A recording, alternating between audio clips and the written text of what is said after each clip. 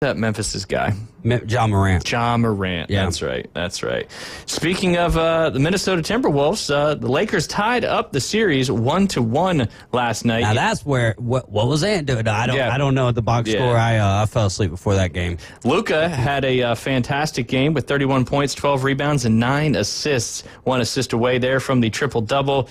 And then Randall for the Minnesota Timberwolves led his team with 27 points and 6 assists. But the Lakers evened up the series, but now the home court advantage has switched to Minnesota as they will play the next 2 games up there at the Timberwolves arena. So 3 games in the NBA last night, 2 series now 2-0, 1 series tied 1-1. Tonight we've got 3 games coming up as well. Your Orlando Magic trying to tie up the series up there at TD Garden in Boston, Massachusetts. Celtics handled business in the first one. Magic are a 10.5-point underdog in this second one. Kind of an appetizing over-under, David Hayes, 196.5. Oh. You don't see under 200 very often. Do you remember this? I would take the over. That's what But the score between them was like a 20-point. It was like 106-81 or something like that in the in their first game. 103-86. Okay. So the under, under a little would have hit. dyslexia there. Yeah, it was pretty dang close. I'm impressed that you remember that, but your sports recollection memory is always very good. But even that... And that's from not even watching the game, though. Yeah. That's just from looking. Oh, man, I need to know these scores for tomorrow. Yep, absolutely. But yeah, big one coming up tonight. You think Orlando's got a chance to tie it? It's a tough place to play up there in the Garden. No, I don't. I don't think. I agree. I think this is a gentleman's sweep in this series. I mean, Boston is a. That's the thing is you're getting so much excitement from Cleveland. Absolutely, we should be excited about Cleveland. But Boston's a really good team, and they're battle tested not just this season, but this is not new territory for them. It's new territory for Cleveland. It's newer territory, to an extent for the Pacers, who were deep into the Eastern Conference side of things last year. The Magic kind of had a good season last year. I mean, had a really good. Unexpected. They've been kind of on the up and up year. the last couple of years. But I don't think that Orlando has what it takes. I mean, Paolo. And shout out to Boston Tim if you're listening right now, because he was on the Paulo from the beginning, right? When he was at Duke, and I think a lot of us were, but Boston Tim was really high on him. He is the bright, shining star for the Magic, but I don't think that they hold a candle, really, to what the Boston Celtics can do as far as their complete depth. Yeah, absolutely. And I love that word battle tested, or those words battle tested, because it's, in any sport when it comes to the playoffs, those battle tested teams just seem to, be able to handle the situation, the adverse, whatever it may be, a lot better than the other team. But maybe the Magic can steal one. It's going to be tough. That's 10.5 points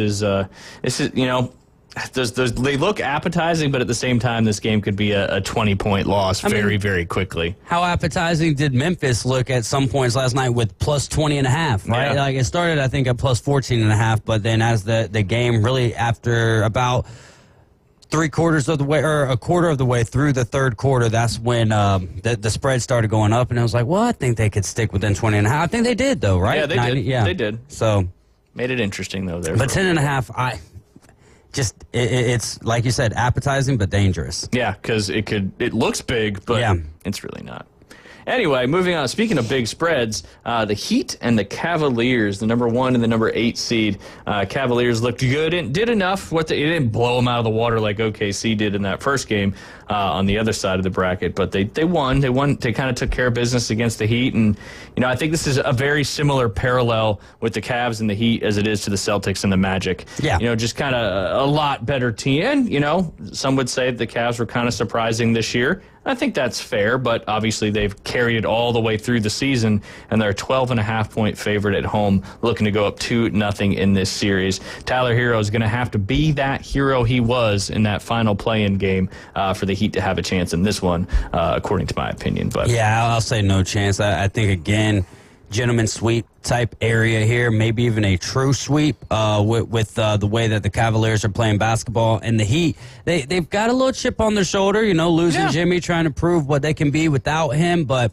if Hero doesn't show up, then, really no chance. And even then, we're still talking about one guy compared to the catalyst that the Cavaliers provide. Yeah, no doubt, no doubt. The game that's on at 8:30, but you wish you could switch that up to a little bit of the earlier game. That's the Warriors and the Rockets. The Warriors won the first one on the road a couple days ago. Now Houston's trying to tie it up in this second game, not going down 2-0, heading back to Golden State.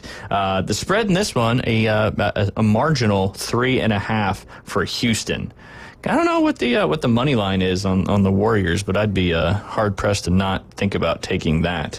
204.5 is your total point. This is all according to ESPN Bet. I didn't have Hard Rock pulled up, but let's see. Your best bets for today on Hard Rock Bets lives in this game. We mentioned it earlier, but I'll mention again. You've got two options, and if you win the bet, you win your money for the bet, but you also get a bonus bet. And it was better when it was 1.02 million because Max got $361 in a bonus bet and I got 25 from last night. felt kind of embarrassed, but it's $25 in free money, so yeah. I will certainly take it. But tonight it is Golden State at Houston. Does each team score 108 or more, or does each team score 97 or fewer? In between. Right, yeah. Then that's why the over-under is 204.5. They did a good job on that one. Who would you take in this one with the spread? Golden State plus 3.5 or Houston minus 3? Golden State plus 3.5. Yeah, I like it. Yeah. I think they might win outright again, and that's what I was doing. I was looking up to see what the money line was, and I got distracted from myself. Golden State plus 130. That's not bad. Yeah, that's not bad. I might be thinking about that later on. It'll be tough again. Houston is a good scrappy team. They remind me of OKC from 3 years ago or so. Yeah, just getting started. We'll see though. But I like, Golden State to me. I really think that we're going to be seeing. I don't know how the bracket lines up. It could be Golden State and the Lakers. The Lakers are I can tell you here in a second. So they would have to meet in the they would meet in the next series if both of them won. Right. Yeah, they'd meet in the that'll be a heck of a series right there. Yeah. Maybe it'll come to fruition. You got one series tied 1-1. Could have another series tied 1-1 after tonight, or Golden State could take a commanding 2-0 lead. I think if it is those two teams and Golden State gets past them, then I mean. Yeah, Boston and Golden State seems to be the direct. I mean, a lot of people would like to see Boston and LA, that classic type NBA championship, NBA finals, but I like Golden State and Boston. I think Jimmy Butler, we always talk about playoff Jimmy, then you add him to have the cast that he's got around him now, they're a force to be reckoned with. Absolutely. But that is in Houston for one more game. Then they'll bounce back to San Francisco in the Oracle Center, if I'm not mistaken, which I'm mistaken quite a bit, especially talking about NBA. So Warriors Rockets, your nightcap, 8:30 here in the Central Time Zone. If we were in the Eastern Time Zone, it'd be late, and not a lot of people would be seeing that one. Max talked about the most overrated players yesterday. Well, I've got the percentages of players that NBA stars would least want to fight. I don't know why they put that out to the players, but NBA players that you would least want to fight. Yeah. James Johnson and Isaiah Stewart voted the top two. Indiana Pacers forward James Johnson purported martial arts experience made him the most intimidating player in the NBA's fourth straight season, according to an anonymous player poll by The Athletic. Out of 141 players voting, 63.1% named Johnson the player they would least like to fight, according to The Athletic's Sam Amick and Josh Robbins. The Detroit Pistons' Isaiah Stewart came in second with 13.5% of the vote. And according to Amick and Robbins, one player specifically cited Stewart's on-court altercation with LeBron James in 2021 as the reason for their vote.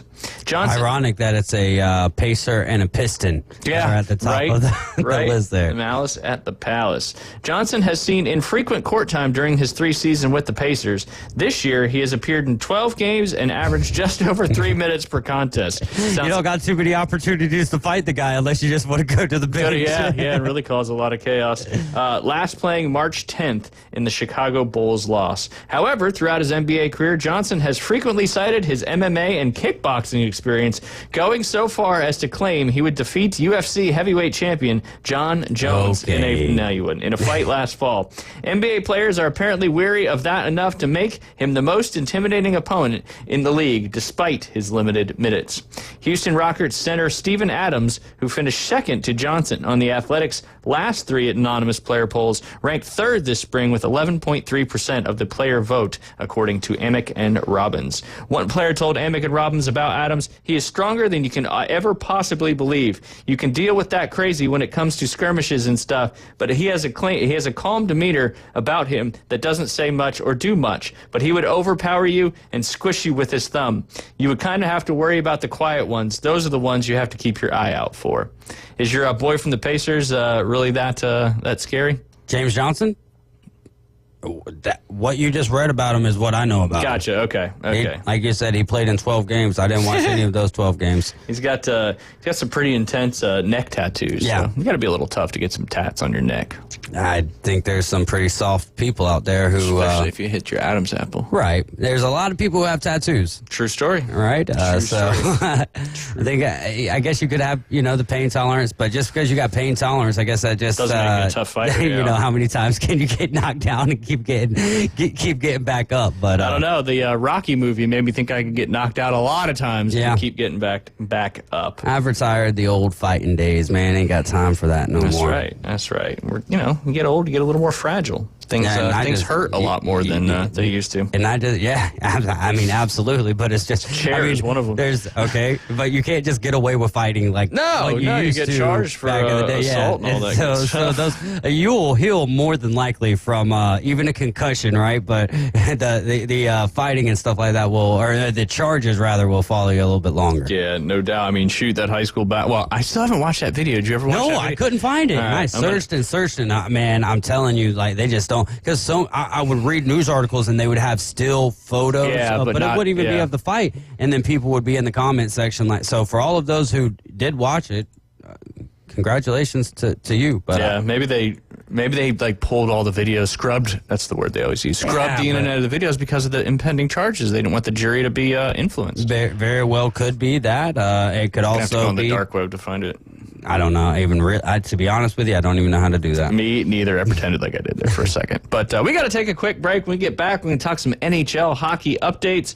And, of course, we got Keith Fleming coming up at the top of the hour as it is Wednesday. You're listening to The Inside Drive live here on ESPN Northwest Florida. Keep the game going with ESPN Northwest Florida. Just because you get out of the car doesn't mean the Sports Talk and Live play-by-play have to end. Just say, "Hey Alexa, open ESPN Northwest Florida." From Michigan Avenue to the man cave, from the car to the kitchen, we've got you covered. Keep the game going. Hey Alexa, open ESPN Northwest Florida. PCB Hobby, the beach's premier hobby store for sports cards, comics, coins, and trading card games. PCB Hobby carries the largest selection of boxes and packs from the latest releases of brands like Topps, Panini, Leaf, and more. Looking for a specific player or team? PCB Hobby has a wide assortment of raw and graded cards. They carry parallel rookie, game used, and autographed cards in both modern and vintage. Have a collection you want to sell? We buy, sell, and trade. PCB Hobby on Back Beach Road, just east of Florida Linen. Call 850-320-8388. It's David Hayes with a message that could save you thousands. Jed Lawyers never charges you up front. You heard me. You pay absolutely nothing unless they win your case. No gimmicks, no surprise bills, just real legal help after a car crash or injury. They're right in downtown Panama City on McKenzie Avenue, fighting hard for people just like you. Call 850-852-0000 or head to jedwins.com to get started.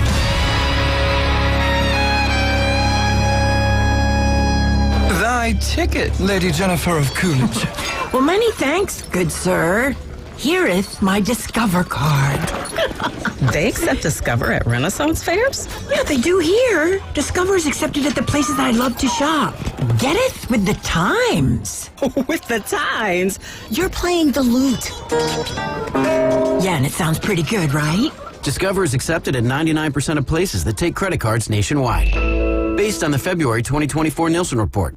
Now back to the Inside Drive, live and local from the Gulf Plus studios. 4. Don't mind me. I'm just playing through.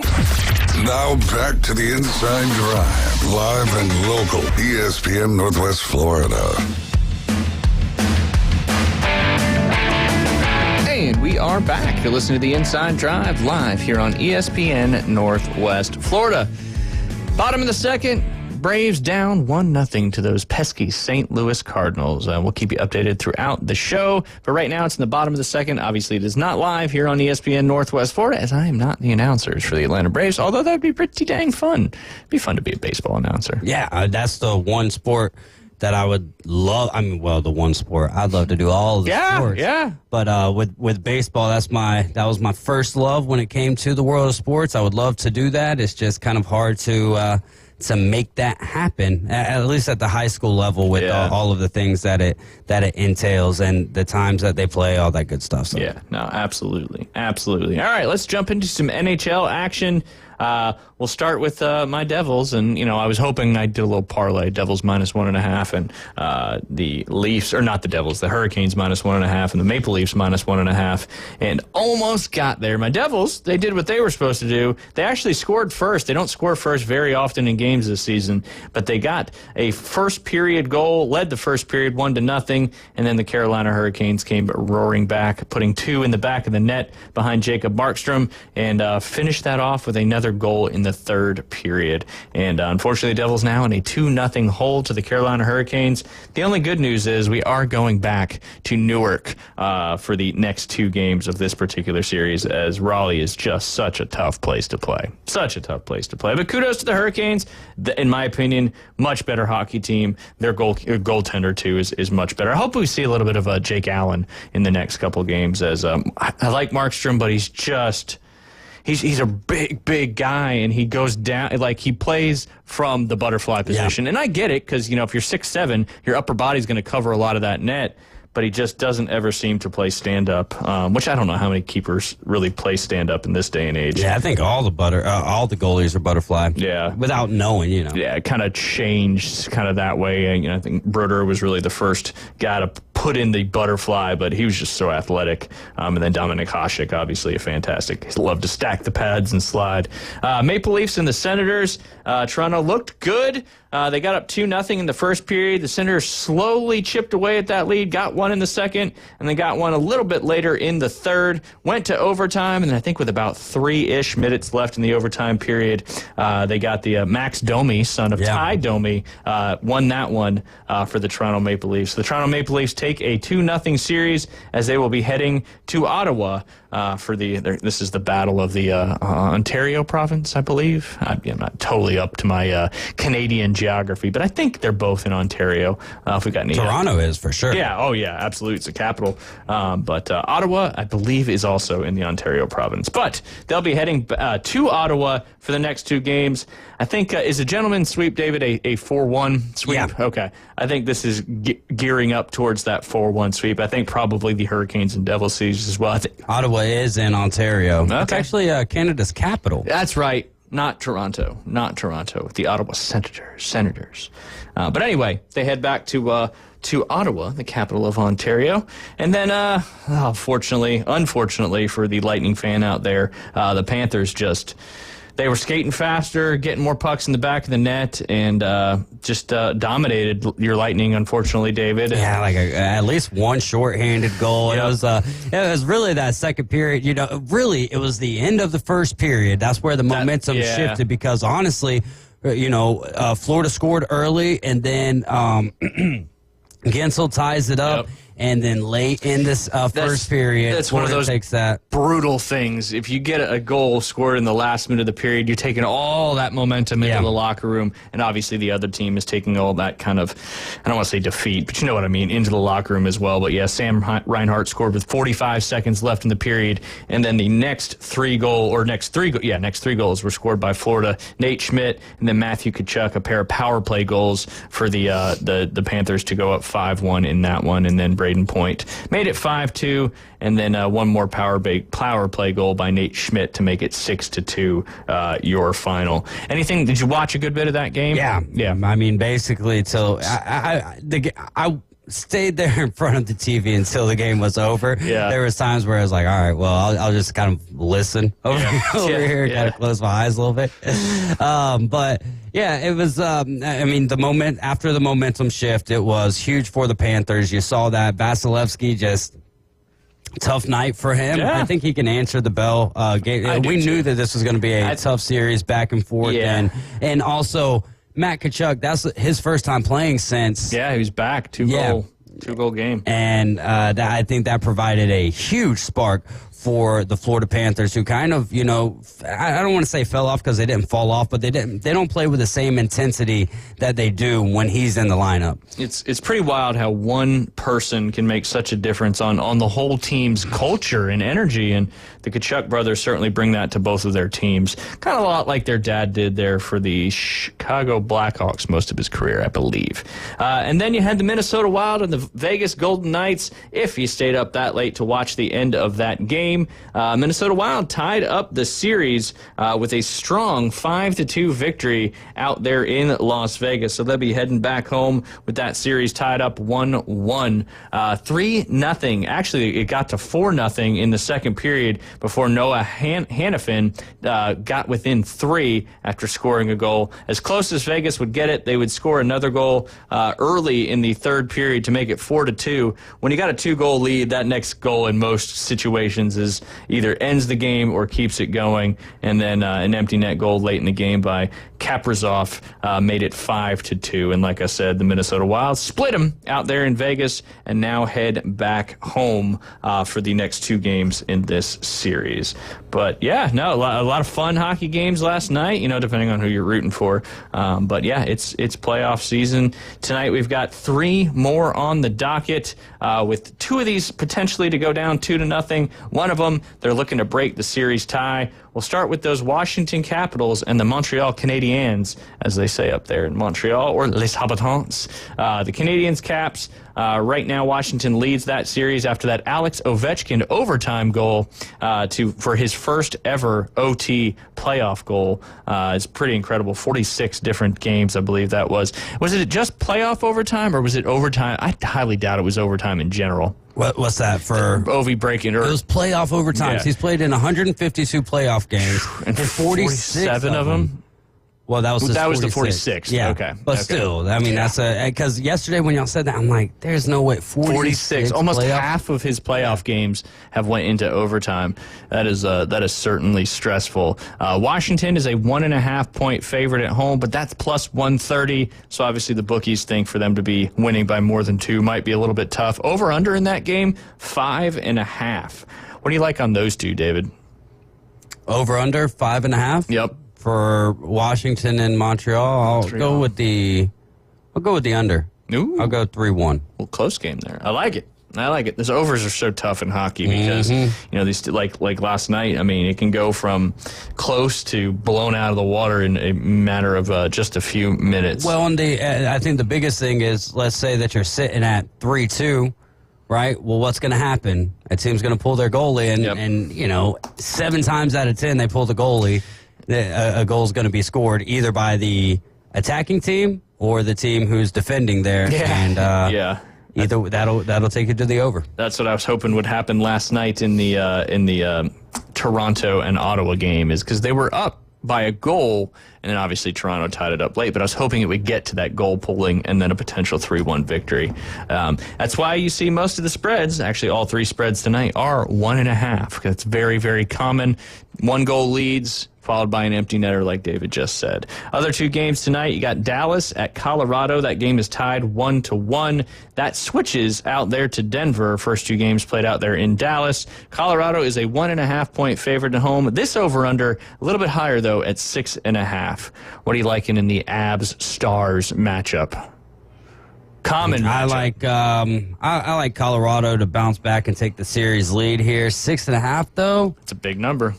I'll take the over in that one. Okay, I like it. The first game, it was what, 5.5. 5.5 is kind of like your status quo. Yeah, and the Stars won that one, I think 5-1, if I'm not mistaken. Was that the score of the first game? I can see. Colorado won the first game, and then they won the first game. Oh yeah, they won the first game 5-1, and the second game was 4-3. Yeah. So a lot of goals being scored, which makes sense why it's a 6.5 point over under versus or 6.5 goal over under, I should say. And I think this is going to be a series that is back and forth the whole way too. But they're in Colorado tonight, right? Yep. Since it's game 3. So. Yes, which it's our first game 3 of the NHL playoffs. Dallas is plus 160 though. If you're looking for some value, coming off that second victory there at home after kind of getting blown out in the first game, bounced back nicely. Last but not least, the definite nightcap for coming up tonight, 9 p.m. in our time zone.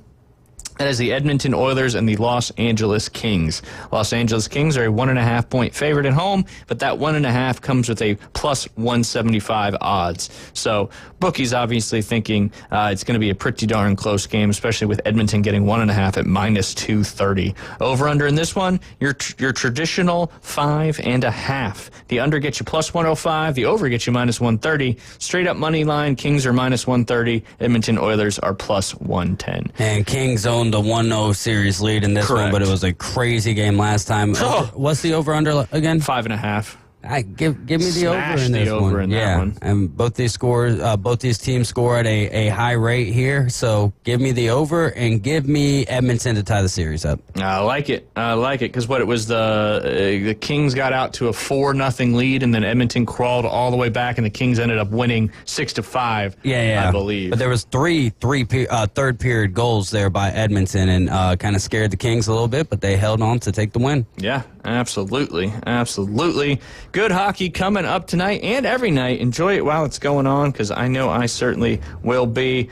Starting in about 5 minutes, obviously we'll be joined by Keith Fleming, but also the NCAA Women's Golf Selection Show gets underway. You can watch it on the Golf Channel, or you can stream it live on Fubo, which I believe is a free streaming service. Speaking of streaming services, you need to sign up for Scorpion TV right now with code ESPNNW, only $41.99 a month. That's for over 2,000 streaming channels on demand, all your sporting events, all your pay-per-view events, all the paid NFL ticket, MLB extra innings, NBA League Pass, and NHL Center Ice, all basically included with the Scorpion TV subscription there. You just head over to ESPNPC.com, scroll down to that top bar, you'll see it, Scorpion TV. Sign up with code ESPNNW for $41.99 a month. Over 10,000 movies on demand. We are 31 hours away from your NFL draft. It's on the TV, I gotta say it. No, I'm not laughing at you. Laughing at the commercial? I'm laughing at myself because so the commercial was about roofs, right? Mm-hmm. But I didn't see what it was about, and it said add 5 to 15 years, and I'm thinking, who can promise you that they're going to add 5 to 15 years to your life, and then it's to your house's life? Yeah. Makes sense. The roof. Well, that ain't gonna help. Yeah, that's hopefully got good warranty or insurance if that's the case.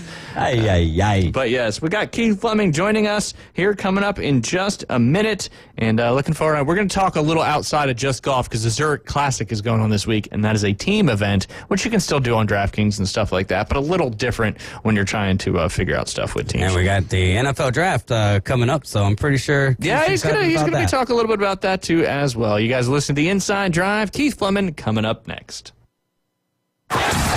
The ESPN Northwest Florida Big Bracket Challenge. Hi, this is Dave Neat from Panama City Beach, and I just won $250 from 104.3 ESPN Northwest Florida playing the Big Bracket Challenge. Thank you so much to Pepsi, Panama City, Toyota, PCB Hobby for making this happen.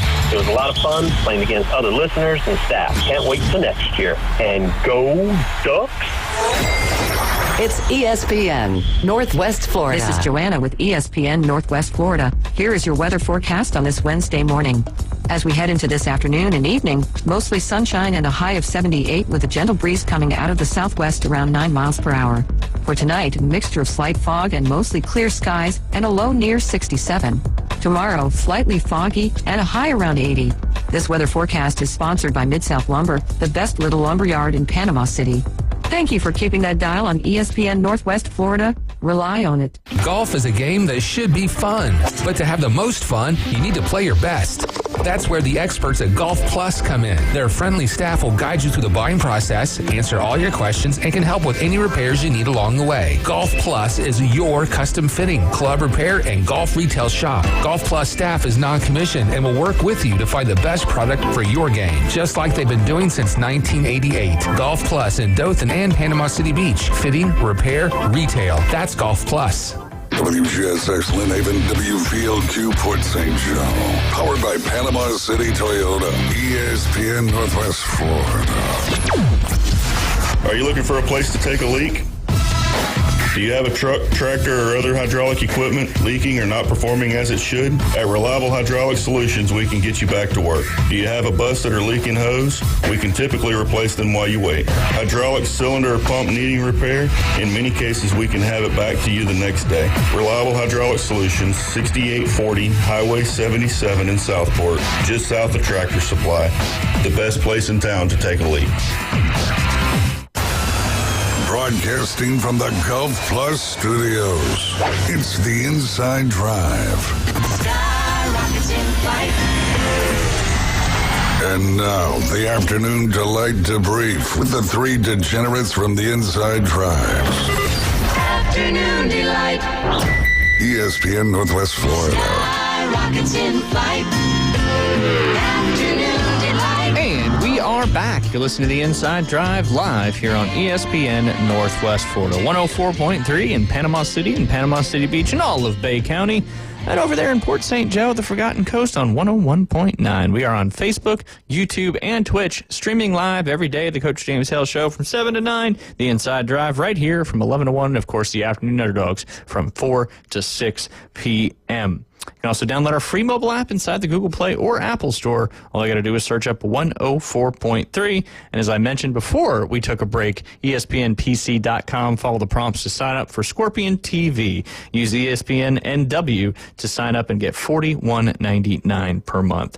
Shout out to our studio sponsor. That is Golf Plus, PCB, and Dothan, two great locations serving the lower Alabama, whether that's actually Alabama or what we call here in Panama City Beach, lower Alabama as well. He's up there in Dothan on Montgomery Highway, a.k.a. 231, and, of course, right here in the Edgewater Shopping Plaza, right next to Firefly Restaurant.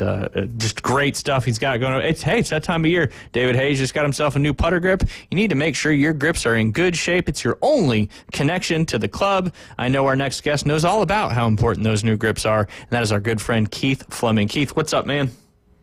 What's going on, Gus? Hanging out here in the studios, having a good time. Time. Yeah. I'm actually just... Sure, it feels nice and cool in there. Yeah, a little bit. This seat gets a little warm sometimes. These cloth seats can be a little bit dicey, but... I'm going to turn the air down then. Well, no, get first world problems. Yeah, right. Absolutely. I am watching on the Golf Channel as the NCAA Women's Selection Show is about to get underway, because I want to see where the old Florida State Seminoles are going to land, because they just came off a fresh ACC championship. Well, I mean, they have the, best two women player, I think, in the world, at least from Hampshire standpoint. So I would think that would make them a threat in any tournament as long as Lottie's there. Yeah. Absolutely. Well, and speaking of tournaments, a little bit different this week. Obviously, you got the Zurich Classic down there in New Orleans, but that's a team event. And, if you're just looking to bet, obviously you can bet on teams. But DK, it's not too easy to do, right, for this particular tournament? Yeah, I mean, it's a weird event for, one of the main reasons we all love golf, which is so we can gamble on it, both from a gambling perspective and a DFS, the two-man event, something they've been doing since 2017. Let's start there. Are you all for this event? Where do you kind of stand on it? Because people tend to either love it or hate it. I don't have any issues with it. I think it's, anytime you can mix it up, I think it's good. And I also like to see, the Lowry-McIlroy thing, I think is exciting to see, two of really good friends play together. You got the Hogard brothers playing together this year. So I think it's just is it, your normal event where you can do all the stuff we like to do? No. But I think every once in a while to mix it up just a little bit is good for viewership, is good for the guys on tour as well. And, I think Rory McIlroy and Shane Lowry, I think they won this thing last year, if I'm not mistaken, and it seemed to kind of get them both moving in the right direction. Yeah, I mean, I love team events. I'm all for it. I do question a little bit where it is in the schedule because, we just had Augusta 2 weeks ago. You got a signature event this week, and as we spoke about, I believe it was last week, you're kind of right in the major championship run where we'll have a major every month moving forward, starting next month with the PGA Championship. I'm also a little frustrated because, when you had JT last week to win, so that's 3 out of 4, to where I'd like to keep going with single events right now just because my plays have been really good, but you just have to look at it differently. I didn't do quite as many bets on my betting card cheat sheet because I feel like the odds are very difficult to understand, the value. Obviously, there's no value in Rory and Lowry, who you talked about. They're the defending champions. I mean, to get them at less than 10-1 in a team event just seems a little insane to me. I think there is value in other guys on the card, but this is a great venue, TPC Louisiana. It's been a staple of the PGA Tour for a long time. You had another Pete Dye course, par 72, 7,400 yards. Your typical Pete Dye course, right? You got to get the ball in position off the tee, emphasis in being in the right spot around the greens, features a ton of bunkers, random hazards, trees in the middle of the fairway. Who doesn't hate that? This is the flattest venue on tour. Features the 3rd most bunkers, and I think the real deal is the 7th most water danger holes, so obviously it's a good thing that's a team event, but remember this is 36 holes of best ball. They'll do best ball on Thursday and Saturday, and then do alternate shot Saturday and Sunday. And with the combination of length, because again, it's a long golf course, 7,400 yards, and then we know Pete Dye wants you to work for it off the tee. Mm-hmm. This is a course that you get 30% of your approaches come from 200-plus yards. That is one of the higher numbers on tour. The par 3s are very difficult at this venue. All 4 play 200 to 225 yards. You got 4 par 4s playing 475-plus yards. It's just outrageous. It's a big boy course. Right, but it's a big boy course that you have to take advantage of the par 5s because 3 of the 4 by tour standards are easily reachable for a majority of the field. And when you have those difficult par 3s, you're talking about 8 holes, right, with the par 3s and 4 par 4s of 475 yards. Those are all holes that even in a best ball, you're going to want to definitely, just make sure you walk away with par. Alternate shot's a whole nother, deal. And so I am looking at teams that make a lot of birdies, but don't forget this is a cut event. So only the top 33 teams and ties will make it to the weekend. And I feel it's really difficult to predict how a team is going to play an alternate shot. Anyone who has played regular alternate shot or modified alternate shot knows how difficult it can be and how easily you can put your partner in a bad spot. And so for that reason, I'm really focusing on teams that I expect to make a bunch of birdies during the 36 holes of best balls. Comp course, again, you can do any Dye course, but particularly courses like TPC Sawgrass, TPC Craig Ranch, TPC Scottsdale, Austin Country Club, where they used to have the match play. And then again, the key stats, pretty simple this week. Birdies are better gained, and birdie average to me was the biggest one. With those long par 4s, you want to look at par 4 scoring from 450 to 500.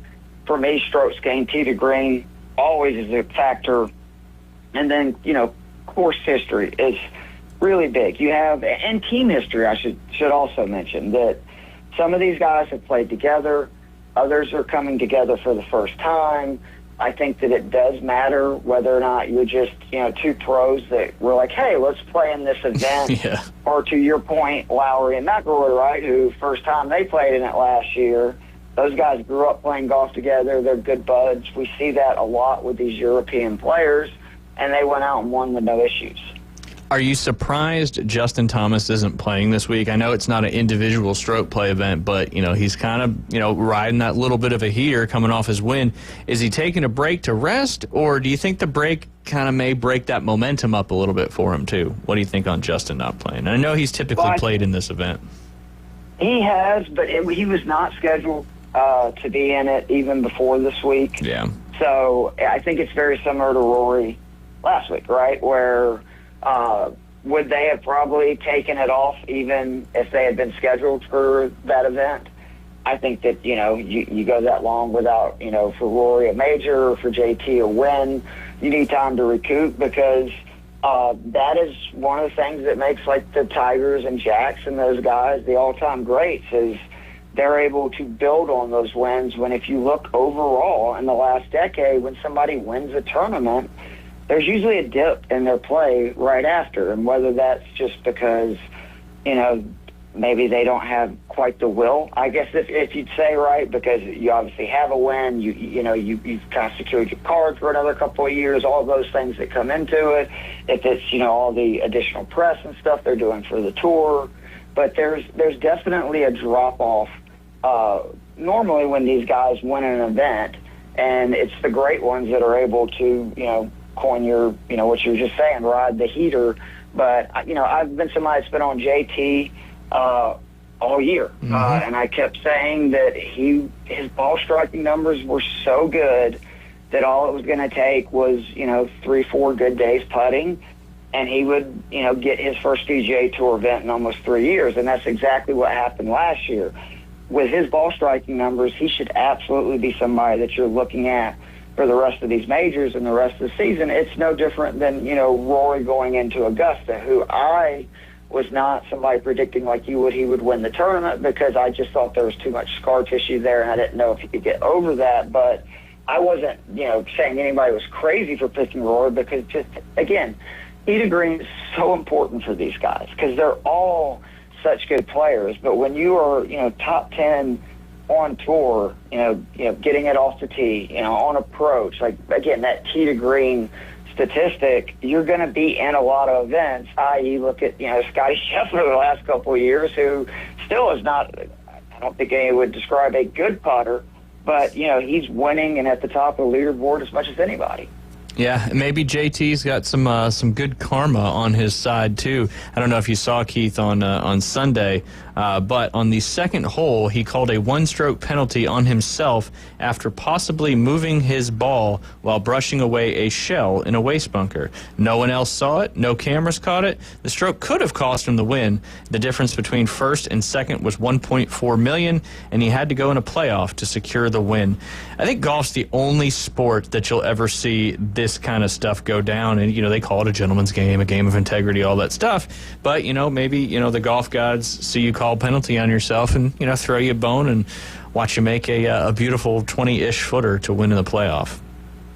Yeah, I think one of my least favorite commercials in the history of mankind is, and I get it, it's like a sportsmanship deal, but it's where that's the basketball game. I'm sure you've seen this. And they roll, the ref does it, off the other team, and it's your ball. And the player looks at his coach and goes, "Coach, I've got to do this." And he looks at the ref and goes, "That was off me." And, they basically overrule and go the other way. And to your point, in any other sport, you'd be going, what an idiot. Like, why would you do that? That's what the refs are there for. Golf being, different. You're kind of policing yourself. Self-policing, yeah. And that is the difference. And, that's one thing I love about golf. We can get into the, Patrick Reeds and DJ Sings and, guys that have had some questionable decisions and rulings on themselves. But overall, I think these guys want to win. They want to win the right way. And it is something, though, that makes golf, I think, a great, learning thing for all young people, growing up, is that, obviously we want to compete, we want to win, but you want to do it by, following the rules as much as possible. Yeah, no doubt. But just thought that was a cool little thing that JT did on the way in to winning a. Are you surprised him and Spieth have never played in this event? Because I had to go back and look. Like they've never played together. They've never played in this event together, which to me is kind of shocking. Who's JT normally played with? Ricky? I believe it is Fowler, yes. Okay. Yeah, the old Bermuda boys, or Spring Break boys, whatever it was. Yeah, obviously Smiley's. Tiger said that his invitation got lost in the mail because, that's probably obviously who JT would like to play with. Tiger's like, I don't do team events unless it's the Ryder Cup, and I don't even really love those things. So, which is, I mean, I get it. I mean, he's the most dominant golfer, probably of all time in a long period of time. But the fact that he doesn't want to let his hair down a little bit and play in some team events. And I get the Ryder Cup, but it's just give the people what they want. I know he can't play right now; he's recovering from a torn Achilles. But maybe it'd be nice to see him and spark the tournament for all the fans and everybody. You want to boost some ticket sales? Get Tiger to go to that. Give him a little cut. There you go. But yeah, I heard a lot of discussion about him potentially playing on the senior tour now. I hope so. The fact that he really, the biggest thing keeping him from being able to compete at this point is actually physically walking the golf course. And that's not an issue. Yeah, right? senior like tour. Senior tour. And maybe, something that seemed like, I know me and you both have said many times, there's no way Tiger Woods is going to be teeing it up at a senior event. But, sure as hell hope he does. I think if he wants to compete, right, I think that just goes away. That would be a way for him to do it. And, for all the talk on the live and, air quotes of growing the game, I don't know if anything would grow the game more than Tiger playing on the senior tour, because it would just be another tour that would, just by having him there, get all these eyeballs and attention on the game of golf. Yeah, kind of probably fair to say what he did for the PGA Tour. If he did, in fact, play on the senior tour, maybe have a similar type effect. Obviously the money's a little bit different over there, but if you start getting big crowds and stuff like that, that's a little different story. But yeah, I would, and I think you made a good point there too, Keith. Like, the guy is just uber competitive, and the opportunities still compete. Out there you can compete because, like you said, you don't have to walk the entire golf course. That's why it is the Champions Tour. But yeah, I mean, who knows if he'll actually ever do it, but I love that there's some murmuring going on in the background that might be the case sometime soon. And these are people in the media within the know that have said that it is something that he is considering and has even talked to them about, because obviously the senior tour would have to change a lot of their ways. I wouldn't be surprised if they had to change some venues, if you know what I mean? Tiger, just support. I mean, he can control it all, right? Yep. So obviously they would do whatever they could to get him to play, but I just think that would be huge. And he is vastly approaching 50, so I mean, it's not as far away as you think. Yeah, absolutely. He's certainly one of the biggest needle movers in professional sports, and the Champions Tour would be lucky to have him out there. Yeah, what about the ratings boom? What do you think? Because, I mean, it's not just Rory, right? Like, this JT's win was the highest that events in almost 2 decades. So we're seeing now a real uptick in golf all of a sudden, which I don't think you want to live that, because I'm sure that they don't like hearing that with, quote-unquote, taking all the stars from the game. But it was what, I was saying in the beginning is the PGA Tour is going to be fine because they'll just make new stars. It's almost like wrestling in that situation, right? That if you just keep putting people out there, you will, find new champions. But it is surprising to me that an event like that, and that JT would, you have to give JT some credit for that, because 2 decades is a long time to see ratings, the last time that high an event, and that was, again, the peak of the Tiger era. So it's, to me, very interesting to see that golf ratings are on the climb again. Yeah, well, it's just like any professional sport. You want your stars to be performing well and playing well in whatever sport that is, because that's only going to make more talk go on about it, more eyes tuning in, more eyes going to the particular venue. So, yeah, no, I think it's great for the PGA Tour, especially in the situation they've been in, the last 2.5 years, whatever it may have been, and the criticism they're taking, when you got guys winning the Masters like Rory, not that the Masters is a PGA Tour event, but then JT coming back the next week and winning, it's only going to benefit the PGA Tour as a whole. I totally agree with you on that. Yeah, it's exciting. I mean, that's obviously what I want to happen. I think that golf is right now in a great position, because Scheffler, I know he's not thrilled with his play, but once again, he was right there, and until that double on the par 5 16th, he was actually looking like he may be threatening to potentially get into a playoff. And he seems to be there every week. We know Rory is playing as well as he's played in a long time. Bryson, another big name, is now, in back-to-back majors, been right there at the end.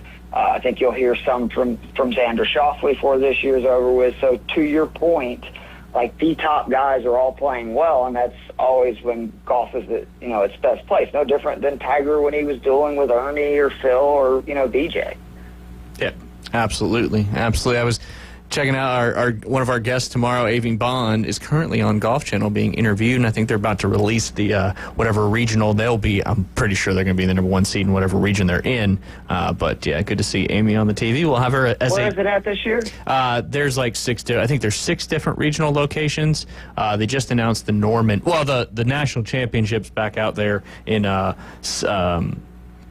where is it? I want to say La Quinta, Southern California. It had been in Arizona for a long time at Greyhawk, but it was the first year they just renovated the golf course. It's beautiful. Yeah, so it'll be a little more mature this year. So hopefully it'll play a little softer. It was kind of ridiculous. She even said some of the greens you couldn't even hold last year. So a little more mature. Welcome to my game. Yeah.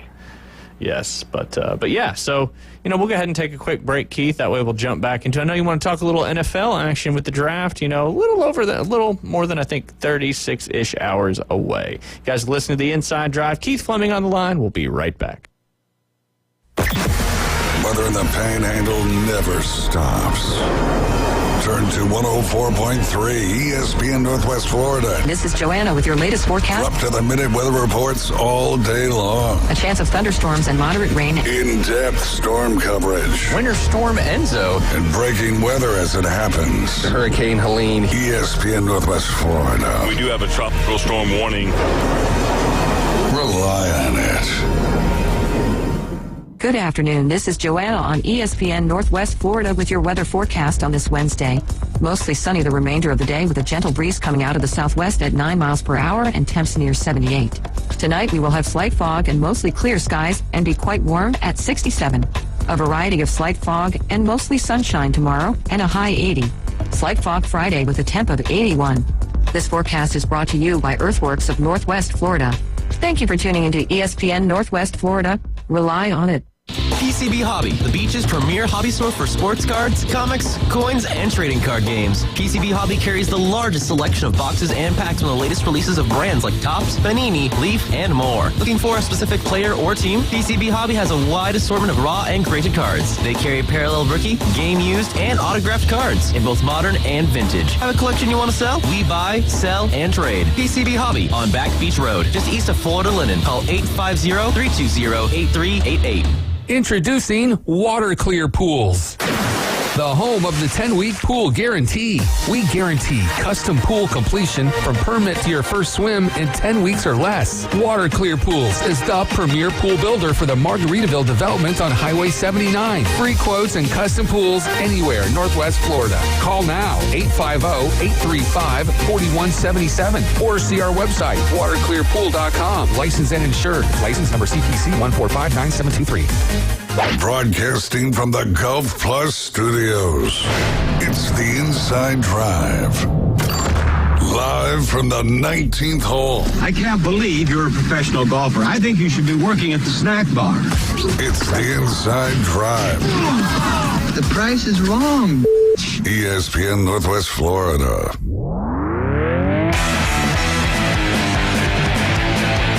Welcome back. You're listening to The Inside Drive live here on ESPN Northwest Florida. Speaking of Florida, Florida State headlines in the number 1 spot, the Lexington Regional up there in Lexington, Kentucky. That is the regional for your NCAA Women's Golf Championship, which goes regional and then national championship. So you got to play a lot of golf. I believe those regionals start on May 5th. We'll have a lot more on the upcoming regional and the Florida State women's golf team tomorrow. But right now we're talking with another golf expert. That is Keith Fleming. You can follow him on Twitter/X at Keith Fleming, KeithFleming. Keith, let's jump right back into it. Sure. Again, this week, I still have all my stuff over at fantasyfixpack.net. Did an article previewing the venue and the tournament. There is no DFS cheat sheet this week. It's just too difficult because with the pricing, it's a team salary, right? So you can obviously, you get both players, which is a benefit, but it makes it really difficult for that. I did end up doing a full betting card. Originally, DK Sportsbook did not have prop bets, but they ended up adding some, so I added some of my favorite top 5s and top 10s, and then did have about 6-7 winners, that I'm taking a shot on again because we've won 3 out of the last 4. Let's let it ride. But I did put together an official DK lineup. I'm going to anchor it with Andrew Novak and Ben Griffin. You can make an argument Andrew Novak is the hottest player on tour right now. He finished second 2 weeks ago, third last week. His partner for this event, Ben Griffin. I just think this is a good pair. Novak has a great short game. He destroys par 5s. Griffin is just a really steady player, one of the better players on tour playing par 3s. Novak finished T23 in this event last year, but with a different partner, Davis Thompson. Ben Griffin also played in the event, but missed the cut with Taylor Moore. So they both have experience, and they enter the week in good form. I like that. I also like, in this price range, Taylor Moore and Wyndham Clark. They're 9,500. Also really like them at 20-1 to win. I just think those guys, 2 elite putters, they could get hot. I kind of like those odds. The second team in this DK lineup, your guy you talked about going into Augusta, Max Gracerman and Nico Ecavaro. How do you say that name there, Ryan? I can't pronounce any name right. I would have to just take a stab at it, but I'm not going to even do that because I don't want to butcher that. You think it's Etch or Ecavara? I think it's my big question. I think it's like Ecavaria or whatever it is. But there you go. That's what you don't have quite the country bumpkin in you that I do, but. These guys really kind of made a name for themselves at this event last year, without a lot of previous success on the PGA Tour. They finished inside the top 5. They were just 2 shots out of the playoff last year. They both entered this event in really good form. They have multiple top 35 finishes in their past 3 starts. Gracerman, top 20 on tour in birdie average. We know we want that. Top 35 in birdie or better percentage on par 4s and par 5s. And then his partner is currently first on tour in birdie or better percentage on par 3s. And what I really like about this, again, elite putters. And I think that's the biggest deal, right? Like whether it be a scramble, a best ball, especially in the alternate shot. Yeah, putting is the ultimate equalizer in team events. Another group in this price range I really like is Ashe Biate with Carson Young. But next in the official lineup, give me a couple of guys from over the pond. Laurie Cantor and Jordan Smith, they're 8K on DK, 40-1 to win. There's just something about these European pairs excelling at this event, highlighted by last year's event, featuring 4 different pairs of Europeans in the top 11 at the end of this event. Smith and Cantor are making their debut at this tournament together. Sounds like a wine brand. Smith and Cantor. Right, it kind of does. Maybe we have to put that on the back burner there. They both enter the event in great form with 4 top 3 finishes since the end of January. Now, granted, those have came on the DP World Tour, but really, I would say that in some ways, Donald Ross courses are a little link style in their own right. But Cantor and Smith, they're longtime friends, and I love that. They both are hailing from Wiltshire, England. They have spoke about the excitement of playing in this event together. They hope to replicate the success of the Fitzpatrick brothers, who finished top 20 in each of their last 2 starts at this event. And both of these guys are known for hitting a lot of greens in regulation, and both have plenty of distance for a lengthy venue. I love the value of these guys at 40-1 with the combination of their skill sets and familiarity with each other. So another group just in this price range that I think is interesting is Alejandro Tosti, who's playing really well, and Joe Highsmith. They're 8,200. But my favorite team in this event on DK, and I think a real value potentially in betting, is the young guns, Michael Thorbenson and Carl Phillips, 8,300. They're 40-1. You want to talk about some real talent. These are both 2 23-year-old studs with huge futures ahead. Phillips won this season in Puerto Rico. Ironically, Thorbenson finished runner-up last week in Puerto Rico at the Corrales. They're 2 of the longer hitters on tour. They both rank top 20 in green and regulation percentage. They're elite from 175-plus yards, which, remember, about 35% of the approaches are going to come from 200-plus. And this, venue, again, is just one that it's huge for guys to excel at that. They both rank inside the top 20 on approaches from 200-plus yards. I think the team format will suit these young kids really well.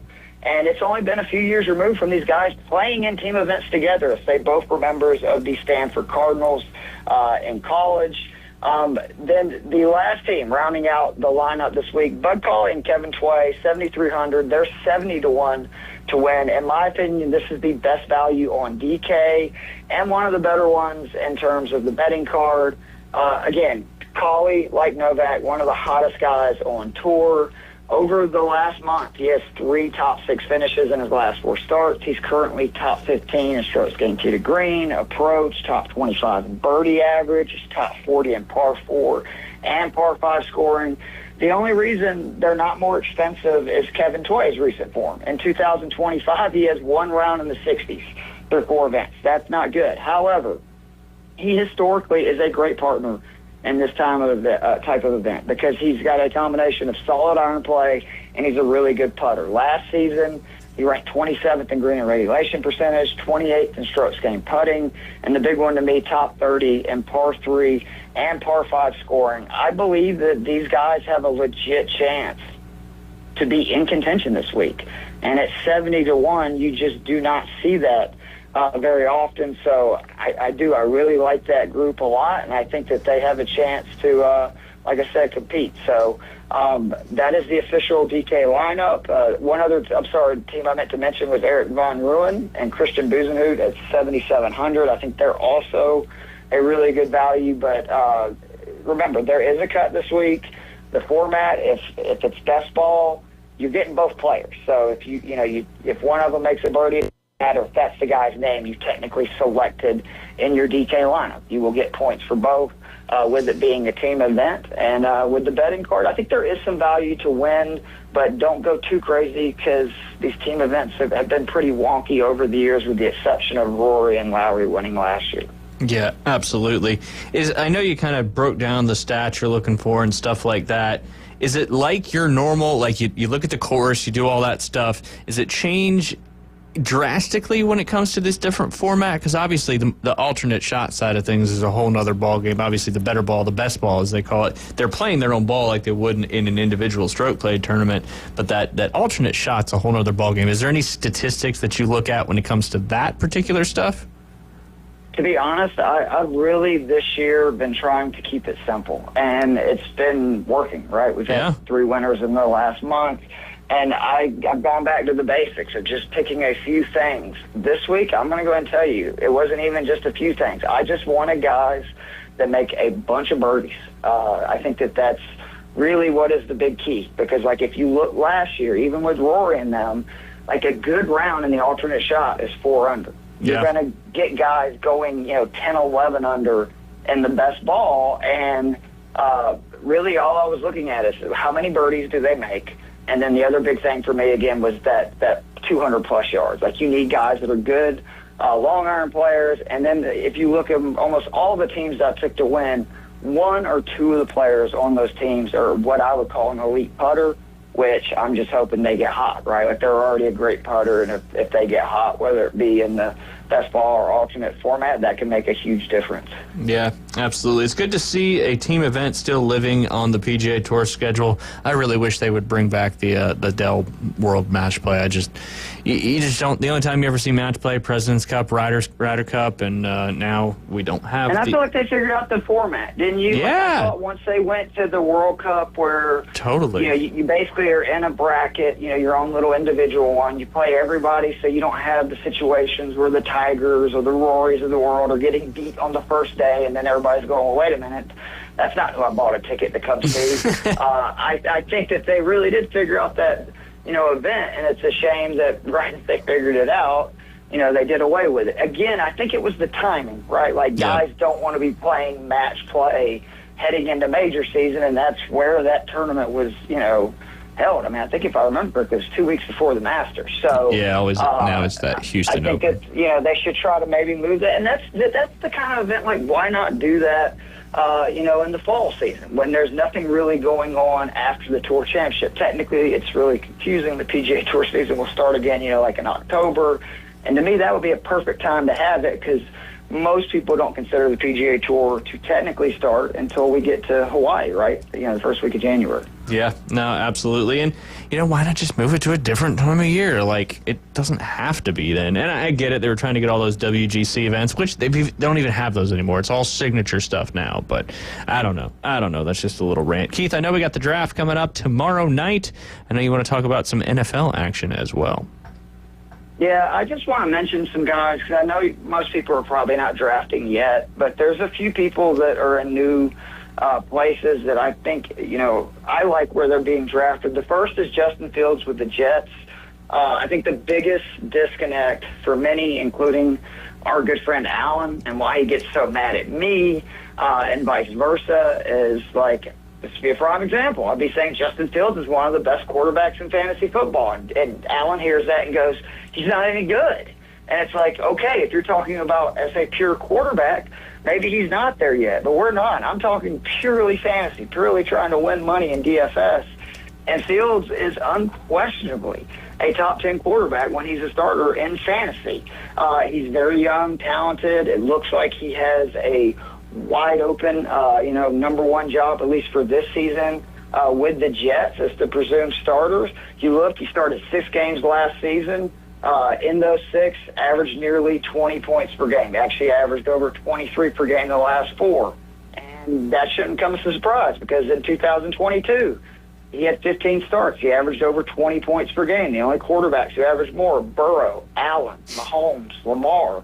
His 19 points per game in 2023 was 9th among QBs. Are you sensing a pattern here? And Fields, as a starter, again, is just unquestionably top 10 QB. And right now he is going in mock drafts and best ball tournaments in the 17 to 21 range among QBs. And my strategy shifted in recent years to where I get only rushing QBs. I might throw together a pair of, say, Justin Fields and, Sam Darnold in Seattle or somebody who's going to be fairly steady, but you need that upside. Fairly or unfairly, quarterbacks get 3 times the points for rushing than they do for passing. Last year, Jaden Daniels, remember, was the guy I was hammering going into drafts because I thought there was real value with where he was being drafted and the fact that I knew he would run. I did not know he was going to have the season he did, but it didn't shock me that he had all the rushing yards. This year, I think that value is in Justin Fields and Drake May, who are, again,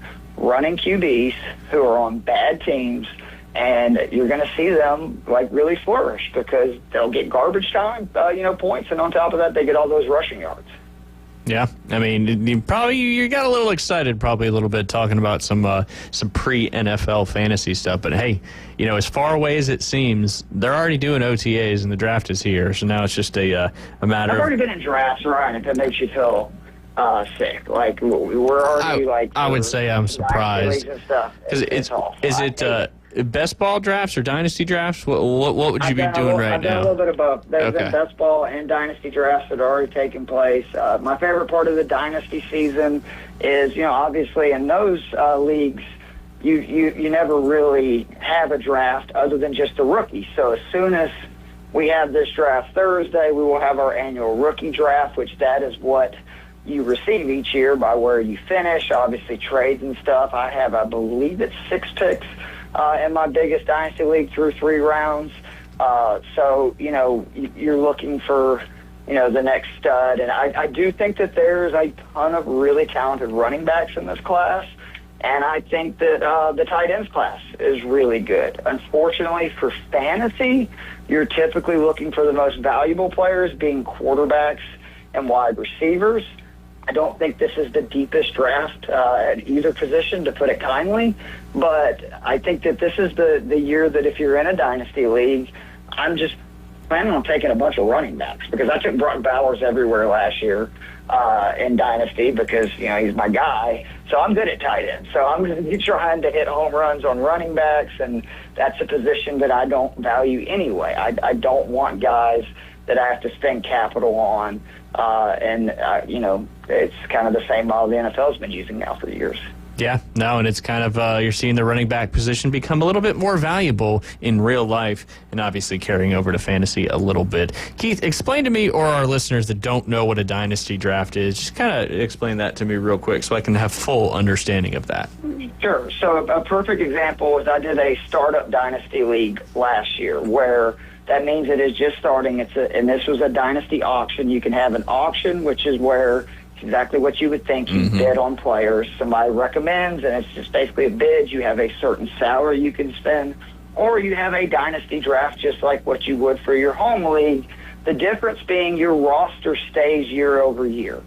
Yes, you end up have to drop a few players each season. For instance, with those 6 picks that I have what they call 5 players on my taxi service, which is kind of like your inactive roster. But between that and your normal roster, you can only have so many players. So I will have to drop some guys after the draft to add, the rookies I select in our rookie draft. But the great part about a dynasty draft is you get to keep your players. So if you, and say the startup last year, for instance, I took Brock Bowers, Jaden Daniels. Like there were several guys that I got that, moving forward, it's going to be nice having Jaden Daniels and Brock Bowers. I don't have to worry as much about the quarterback and tight end position for quite some time, which is allowing me the receiver position is where I'm trying to find as much help as possible because unfortunately for me last year, Rashee Rice injured, right? Like Nico Collins, another guy got injured. Like I have a lot of question marks at wide receiver, so I am actually right now trying to send some trade proposals to get an upgrade at wide receiver. You can trade draft picks. You can trade future draft picks. So, like, I could offer, say 3 of my draft picks that I have from the rookie class this year, plus my first rounder the next 2 years, say, to go get CeeDee Lamb or somebody. And they say in Dynasty you should either be competing for a title or building for a future one. And what that means is if you think you have a team that's not going to compete that year, you want to, just like you see a lot of these NFL teams, you want to try to trade off some of your better, especially older players, and pick up draft capital to add players in the future. But if you've never played in a dynasty league, it's a lot of fun. You just want to make sure you're doing it with people that are going to stay in it for the long haul, because that is where it becomes a mess. Is if you have like one team, say every year or two, like I'm out, because then you got to get what they call orphan teams. Somebody has to pick them up, right? And it makes it difficult because what did Bill Parcells say? If you want me to make dinner, at least let me buy the groceries or the ingredients. So I think it's the same way in dynasty leagues. Yeah, no, absolutely. It sounds a lot of fun and kind of keeps you engaged in the off season. So obviously we'll be looking forward to getting our ESPN Northwest Florida Fantasy Football Leagues back up and running. We've got August is about 3-4 months away, so literally right around the corner. Looking forward to that. Looking forward to being back in the Champions League. I know we'll have the old switcheroo, but I got relegated for one season and here I am back. So it's kind of what you want to try to do. Oh, I'm still mad. I know you are. I know you're kind of a grudge holder. I got pretty screwed, if I'm being totally honest. Sounds like you're being honest. But I'll be back. I plan on it for sure. I'll be back. That's right. And talking about Keith, remind everybody where they can find all your information, Fantasy Six Pack, Twitter, all that good stuff. Yeah, if you go to fantasysixpack.net, you can click on golf or DFS. You'll find links to all my articles. You can find me on Twitter /X at Keith Fleming. That's KeithFleming. I'm also on Blue Sky now at the same DFS, same for TikTok. So if you ever have any questions about that, let me know. And the Scott Fish Bowl sign-ups, you can, if that's something you'd want to do, it's a charity giant fantasy football league, hit me up on Twitter, and I'll get you guys, to Scott Fish and get you registered. It's a great event, and it's for a really good cause. There you go. HMU, not an acronym probably used that much by the youngsters nowadays, but hit me up. Hit Keith up if you want to. He always responds directly on Twitter, and whatever questions you may have, reach out to Keith Fleming. Keith, we appreciate you jumping on, as we always do. As always, y'all have a great day. Take care, Dave. Later, bud. It's like a repeat. You guys are listening to the Inside Drive live here on ESPN Northwest Florida. ESPN Northwest Florida. It's the Coach James Hale Show. I was a bench warmer. No, but he was left out. Yeah, you can. Oh, hell yeah, I was and, Yes. No, actually, it happens. You are crazy, but Weekday morning 7 to 9. ESPN Northwest Florida. Lone Star Boil House and Sports Bar, where the locals go for the best boiled seafood around. Crawfish, shrimp, red royals, and everything crabs. Watch almost every sporting event in the country on their huge outdoor jumbotron. Follow them on Facebook to stay up to date on weekly events, live music, and food and beer specials. Lone Star Boil House and Sports Bar, your home away from home for sports, good times, and great food. The best boiled seafood. Lone Star Boil House and Sports Bar, 320 West 5th Street, downtown Panama City. If you spend any time at all in your yard, you're going to encounter fire ants. We know they can ruin a party. That's why we're this area's experts at fire ant elimination. As your certified top choice professional, we will rid your yard of these unwanted invaders. Brock Pest is so sure they'll get rid of fire ants that they offer a 1-year guarantee. Enjoy your yard fire ant free. We guarantee it. Give us a call for your free consultation. Brock Lawn and Pest Control, our family protecting yours since 1968. Reliable Copy Products is proud to be the exclusive dealer in Northwest Florida for Kyocera office equipment. Reliable Copy Products has been committed to providing professional, personalized service for the last 35 years. They understand that the right equipment does not always fall within today's budget requirements, so they offer several options for the equipment you need today for the growth you expect tomorrow. Call James Smothers at 784-6601. 784-6601. Reliable Copy Products on Harrison Avenue, just north of Bay High School. Now back to the Inside Drive, live and local from the Gulf Plus studios. Spreads, picks, and parlays. Get the breaking news, insider angles, and expertise so you can run your game. I told y'all to run that. And now the Inside Drive with Ryan Mulvey, ESPN Northwest Florida. And welcome back. You're listening to the Inside Drive live here on ESPN Northwest Florida.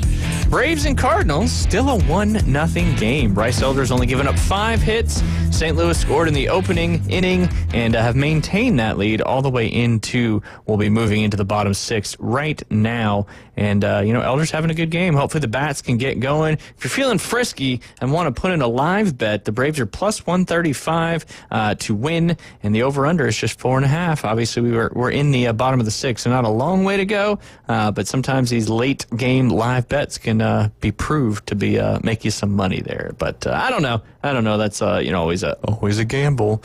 They just jumped up. That's why they call it gambling. That's it. They just jumped up to plus 140. Should you feel so inclined to jump on that, one out now, so that probably moves that plus 140 a little bit higher up.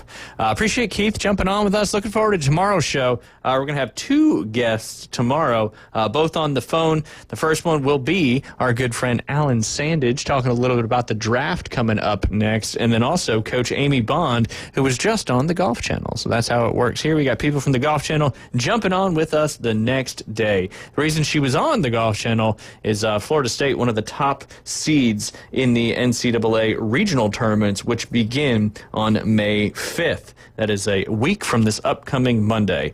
Real quick, they did announce all the regional sites. The Charlottesville Regional at Birdwood Golf Club, which is hosted by Virginia. The seeds in order: South Carolina, Virginia, Ole Miss, Florida, UCLA, UCF, College of Charleston, NC State, BYU, Princeton, Richmond, and Radford. What state is Radford in, David? Pennsylvania. I think it does. It touch? No, I don't know if it touches that state or not. New Jersey. No. Good guess, though. Ohio. No. I don't know. Virginia. Okay. The only reason I know that is because Radford was one of the schools I went and toured and talked to their golf coach at. Not far from Virginia Tech. Nice. But the Radford, I knew somebody that went to Radford. What was their mascot? I have no idea. Probably Bradford. The Bradford pear. Yeah. The Bradford pear, which is a type of tree. The Columbus Regional, which is hosted by Ohio State, naturally. That's at Ohio State University Golf Club, the Scarlet Course. Arkansas, the number 1 seed. LSU, 2. Ohio State, 3. Kansas, Houston, SMU, UNLV, Illinois. Kent State, Illinois State, Xavier. Xavier. That's what I said last time. I said Xavier, and you're like, no, it's Xavier. Dum dum. No, I didn't say dum dum. I know. You said something else that I can't say on the air. And then number 12 is Oakland, which I believe Oakland University is out of the great state of Michigan.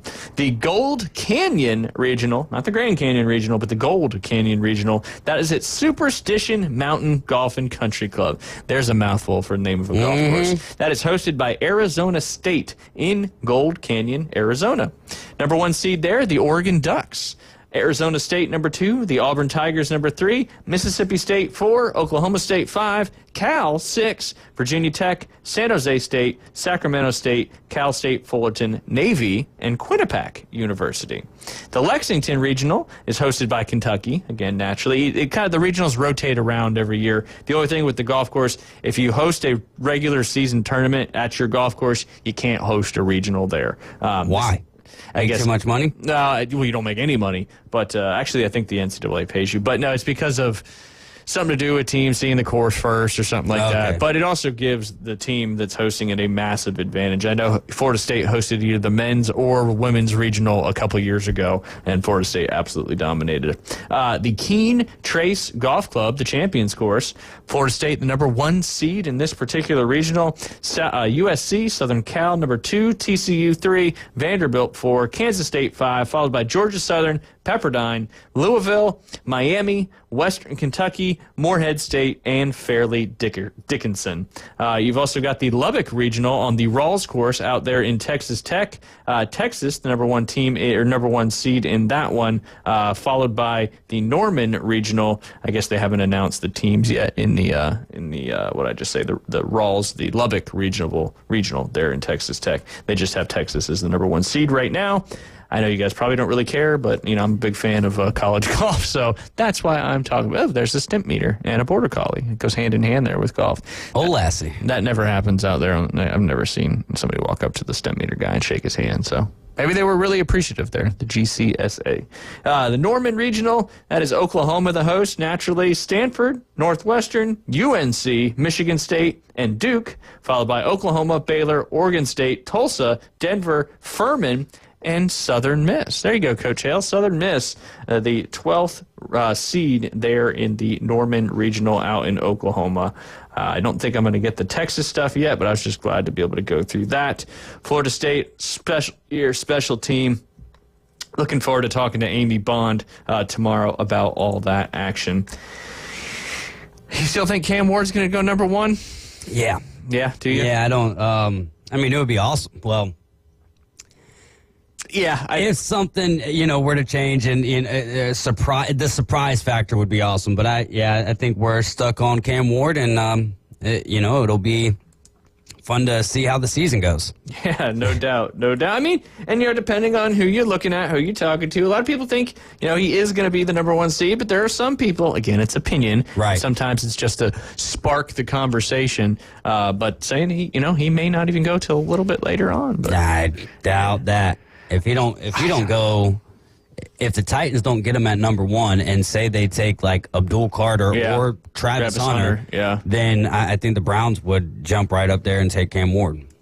And then G-Men are number 3? Yeah, Giants are number 3. I forgot that they got Russell Wilson and Jameis Winston. So I think that kind of removes them from taking Shedeur, at least that early. Now, what if they, get to, I think they have the 34th pick in the second round. Yeah. So, if Shedeur's still sitting there, maybe they take him then. Yeah. Imagine that quarterback room. Deion Sanders' son, Russell Wilson, and Jameis Winston. Ooh.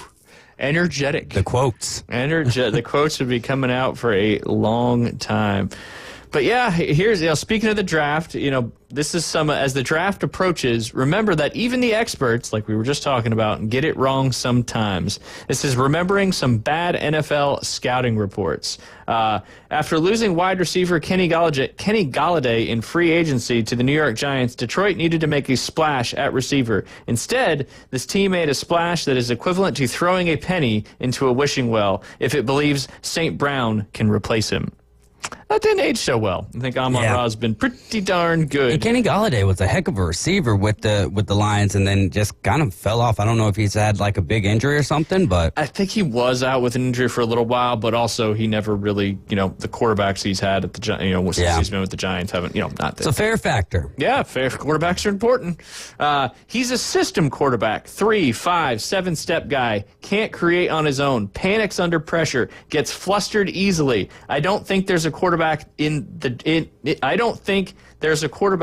draft worthy of a first-round pick. I'm dead serious. None of them are worth it.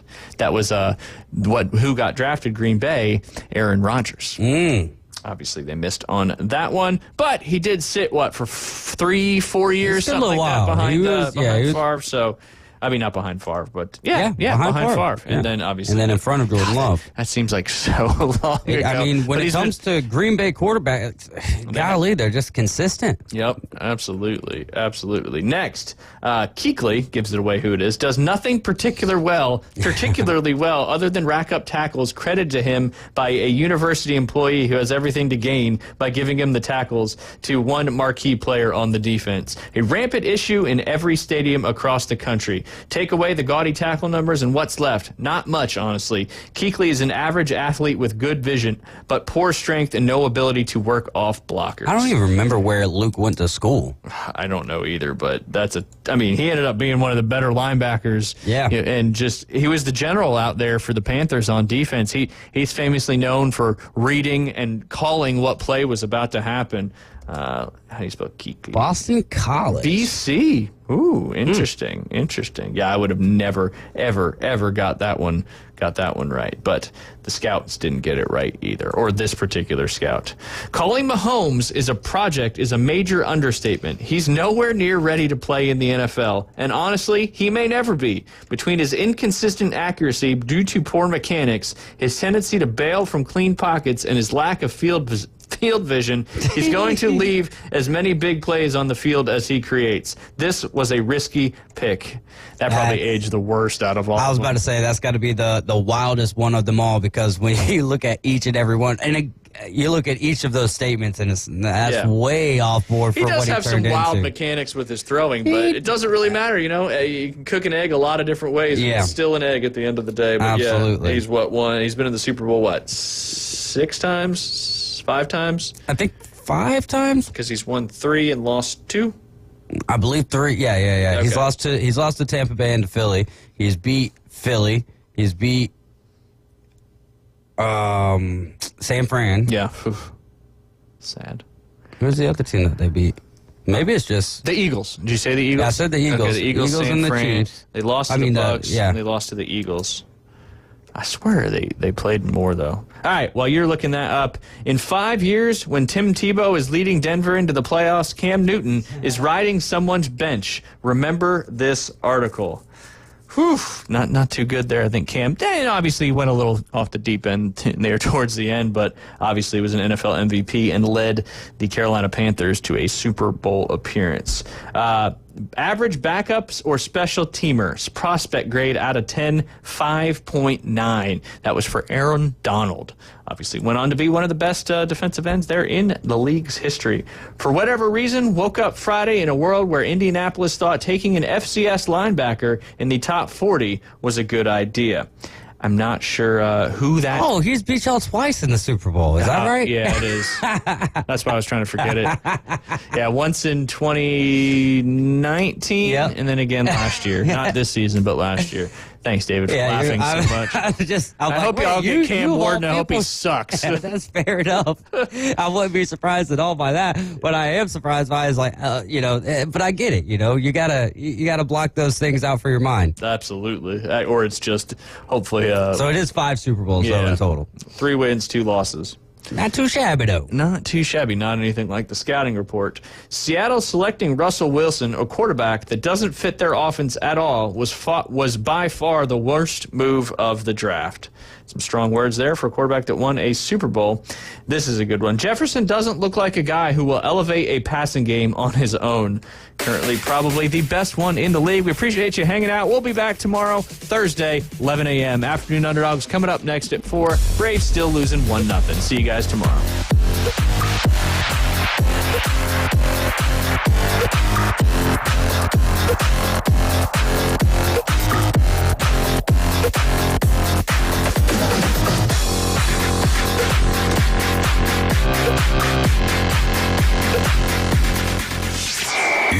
Michigan, Northwest Florida. Colin Cowherd. The other thing that makes